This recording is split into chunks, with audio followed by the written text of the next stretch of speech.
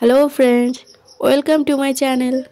তো আগের পার্টে আমরা দেখেছিলাম কেমাল নিহানকে প্রপোজ করেছিল, কিন্তু নিহান সেটা রিজেক্ট করে সেখান থেকে চলে গেছিল। আর কেমাল যখন খুবই কষ্ট নিয়ে বাড়ির দিকে যাচ্ছিল, তখন দেখে তার বাবার দোকানে বিলদান এসে তার বাবাকে বলছে, আপনার ছেলেকে আমার মেয়ের থেকে দূরে থাকতে বলবেন, কারণ আমার মেয়ের আমেরের সাথে বিয়ে হতে চলেছে। বিলদানে সেখান থেকে চলে যাওয়ার পরে কেমালের বাবার একটা হার্ট অ্যাটাক হয়ে যায়। এখান থেকে সিন চেঞ্জ হয় 5 বছর পর জঙ্গল দাগ, যেখানে কেমালকে দেখা যায় বাকি সব ইঞ্জিনিয়ারদের সাথে কয়লার খনির ভেতর যাচ্ছিল কিছু চেক করার জন্য। এখানে আর এক ইঞ্জিনিয়ারের কাছ থেকে শোনা যায় কেমালকে এখানে সবাই খুব ভালোবাসে। কিছু দূরে যেতেই খনির ভেতরে গ্যাস পাইপ ফেটে যায়, একটা দুর্ঘটনা হয়, অনেক কর্মচারীরই ক্ষতি হয়।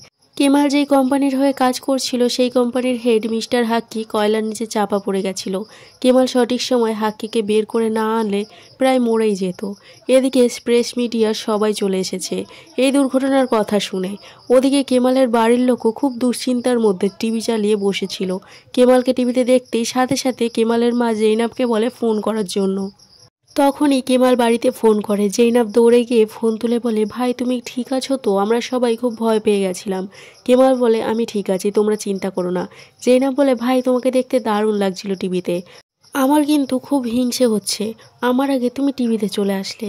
কেমালের মা জৈনাবের কাছ থেকে ফোনটা নিয়ে নেয়, বলে, আমি ভগবানের কাছে সবসময় প্রে করি তুমি যখনই মাইনের ভেতরে যাও ভগবানই তোমাকে রক্ষা করেছে, তুমি প্লিজ বাড়ি চলে আসো। অন্যদিকে নিহানও আইপ্যাডে কেমালের এই খবরটা চেক করছিল। তখনই নিহানের ফোন বেজে ওঠে। ফোনটা জৈনাব করেছিল, বলছিল, আমি এইমাত্র ভাইয়ের সাথে কথা বললাম, সে ঠিক আছে, তোমাকে জানানোর জন্য ফোন করলাম। নিহান বলে, আমিও খবরটা দেখছিলাম, খুব চিন্তা হচ্ছিল। জৈনাব বলে, চিন্তা করো না ভাই, ঠিক আছে, এমনকি টিভিতেও দেখাচ্ছে, আমরা দেখলাম। তখনই জৈনাবের মা জৈনাবকে ডাকে।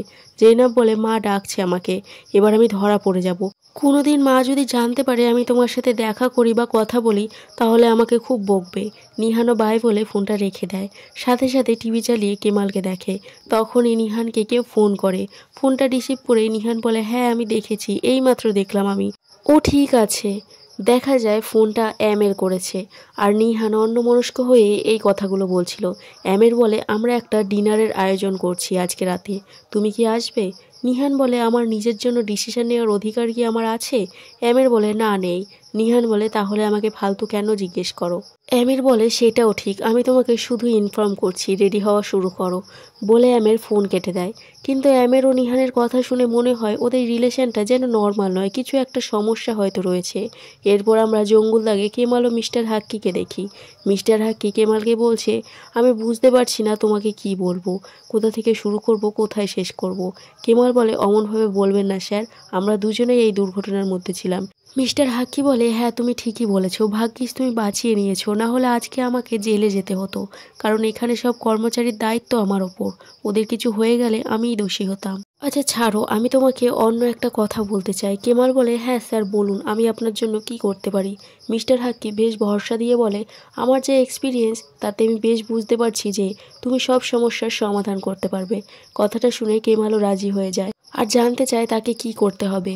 মিস্টার হাক্কি বলে, আমি চাই তুমি আমার পার্টনার হয়ে কাজ করো, তার সাথে এই মাইনের ম্যানেজমেন্টটাও দেখো। কেমাল এটা শুনে পুরো অবাক হয়ে যায় আর বলে, আমি আপনাকে এই অ্যাক্সিডেন্ট থেকে বাঁচালাম বলে আপনি কি আমাকে এই অফারটা করছেন? মিস্টার হাক্কি বলে, তুমি আমাকে বাঁচিয়েছো, তুমি না থাকলে আমি হয়তো মরেই যেতাম, কিন্তু এটার কোনো মূল্যই আমি তোমাকে দিতে পারবো না। আমি তোমাকে এই অফারটা দিচ্ছি কারণ তুমি সাকসেসফুল একটা ইঞ্জিনিয়ার, তাছাড়া তুমি যেভাবে সেদিন সবাইকে বাঁচিয়েছো বোঝা যায় তুমি কতটা সাহসী। কেমাল জানায় সে শুধু তার দায়িত্ব পালন করেছে। মিস্টার হাক্কি বলে, আমিও তো এটাই চাই যে আমার মাইন্ড যেন তোমার মতো মানুষের দায়িত্বে থাকে, তাহলে তুমি কি আমার পার্টনার হবে? কেমাল একটু ভাবনা চিন্তা করে বলে, আপনি যদি আমাকে বিশ্বাস করেন আমি নিশ্চয়ই পারবো। সেখান থেকে 1 বছর কেটে যায়। মিস্টার হাক্কি কেমালকে একটা ফাইল দিয়ে বলে, একটা এনার্জি ফিল্ডের জন্য বিড হতে চলেছে পরের সপ্তাহে ইস্তাম্বুলে, তুমি আমার নতুন পার্টনারদের যাতে জেনে বুঝে নিতে পারো তার জন্য তোমাকে ওখানে যেতে হবে, আস্তে আস্তে সব শিখে যাবে। কেমাল বলে, কিন্তু আমি তো এই বিজনেসের ব্যাপারে কিছুই জানি না। মিস্টার হাক্কি বলে, হ্যাঁ জানি, তুমি ইয়াং আছো, তাড়াতাড়ি শিখে যাবে, তাছাড়া এই বয়সে আমি আর স্ট্রেস নিতে চাই না।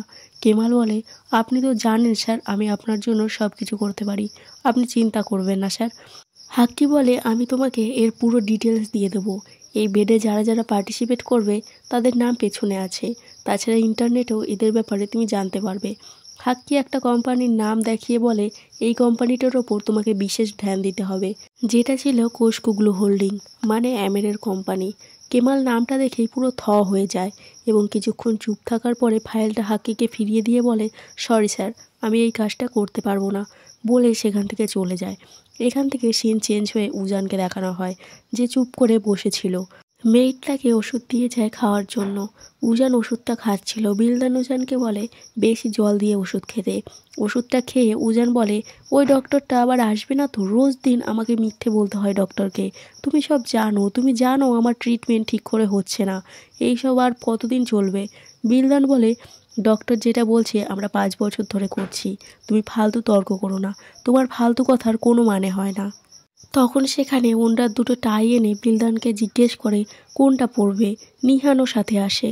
বিলদান একটা টাই নিয়ে বলে, যদি তুমি আমাকে তোমার সাথে নিয়ে যাও তাহলে এইটা পরো। বিলদান জিজ্ঞেস করে কখন যাবে। ওন্ডার বলে, তুফান বলেছিল 8টার সময় অ্যামের আসলেই আমরা বেরোবো। তখনই অ্যামেরও চলে আসে। ওন্ডার অ্যামেরকে বলে, আমি রেডি আছি, কখন যাবে আমাকে বলবে। অ্যামের অবাক হয়ে বলে, কিসের জন্য? ওন্ডার বলে, মিস্টার সাবেরের সাথে ডিনার আছে না? অ্যামের বলে, ও হ্যাঁ, আমি তো ভুলেই গেছিলাম, কিন্তু তার জন্য আপনার যাওয়ার কোনো দরকার নেই, আমি বাবাকে নিয়ে চলে যাব। কথাটা শুনে ওন্ডার অপমানিত ফিল করে। অ্যামের ঘরে চলে যায় এবং নিহানও অ্যামেরের পেছন পেছন গিয়ে অ্যামেরকে বলে, অ্যামের, আমি তোমার এই ধরনের অ্যাটিটিউডে বিরক্ত হয়ে গেছি, কি হচ্ছে এইসব? অ্যামের বলে, বিয়ে করে পস্তাচ্ছ? আমি বুঝতেই পেরেছিলাম। তুমি হয়তো ভুলে যাও এটা আমার বাড়ি, সেভাবে দেখা যায় তো তোমার কোনো বাড়িই নেই। ওন্ডার আর বিলদান এই অ্যাগ্রিমেন্টের পার্ট না, না তো তোমার ওই ফালতু ভাই। আমি শুধু ওদের সাথে থাকতে রাজি হয়েছি কারণ তুমি এটা চেয়েছিলে, নয়তো ওদের জন্য আমার ঘরে তো দূরের কথা, আমার মনেও এক ফোঁটাও জায়গা নেই, বলে অ্যামের চলে যায়। নিহান চুপচাপ দাঁড়িয়ে থাকে। অন্যদিকে কেমালকে দেখানো হয়, যে ইন্টারনেটে অ্যামেরের ব্যাপারে খোঁজ নিচ্ছিল। কেমাল একটা দীর্ঘশ্বাস ফেলে অ্যামেরের আইডিটা খোলে। অ্যামের ও নিহানের বিয়ের ফটোটা দেখে কেমাল খুব রেগে যায় আর নিজের হাতের সেই ট্যাটুটা দেখে যেটা নিহানের সাথে করেছিল, কিন্তু পুরো ট্যাটুটাই উঠে গেছে। তারপর ড্রয়ার থেকে বের করে সেই আংটিটা, যেটা দিয়ে নিহানকে প্রপোজ করেছিল। কেমাল খুবই রেগে যায়। তারপর অ্যামেরের একটা ইন্টারভিউ দেখে, যেখানে অ্যামেরকে সবার থেকে আলাদা হওয়ার কারণ জিজ্ঞেস করে। অ্যামের বলে, আমি কোনো স্ট্রাগল করিনি, না তো আমার কাছে কোনো কিছুর অভাব ছিল, এটা কোনো সাকসেস স্টোরি নয়। অ্যামের কোষগুলো সেখানেই আছে যেখানে হওয়ার কথা ছিল। কথাটা শুনে কেমাল খুবই রেগে যায় এবং ঠিক করে সে ইস্তাম্বুল যাবে আর অ্যামেরের সাথে পার্টনারশিপে কাজ করবে।